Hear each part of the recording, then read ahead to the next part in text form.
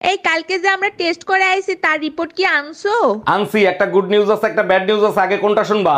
আগে good news শোনাও। Good news হলো তুমি মা হতে চলেছো। আর তুমি বাবা হতে চলেছো, এবার তো টুম্পা ভাবির পিছন ছাড়ো। আর ব্যাড নিউজ হলো আমি কোনোদিন বাবাই হতে পারবো না। Bye bye, tata, good bye. Hello. Hello, তুমি কই? আমি বাসায়। কে লেগা?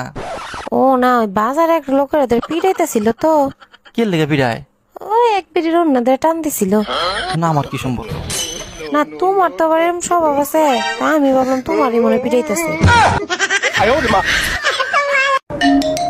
হ্যালো, ওয়াইফাই কাস্টমার কেয়ার থেকে বলছি, বলুন আপনার কি সেবা করতে পারি? আপনাদের ওয়াইফাই লাইন 3 দিন থেকে স্লো হয়ে আছে, ঠিক করে দেন তাড়াতাড়ি। ম্যাডাম আপনার রাউটারটা অফ করে অন করেন, দেখবেন ঠিক হয়ে গেছে। রাউটার আমি পাবো কোথায়? আমি তো পাশের বাড়ির ওয়াইফাই লাইন চুরি করে ব্যবহার করি।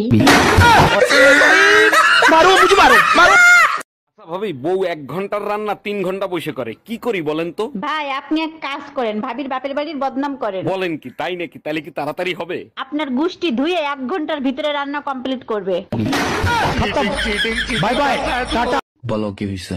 আমাকে বিয়ের জন্য দেখতে আসছে। বলো যে তুমি এখনো ছোট, বিয়ে করবে না। আরে না, ওরা দেখতে আসুক। দেখতে আসলে টাকা দিবে না?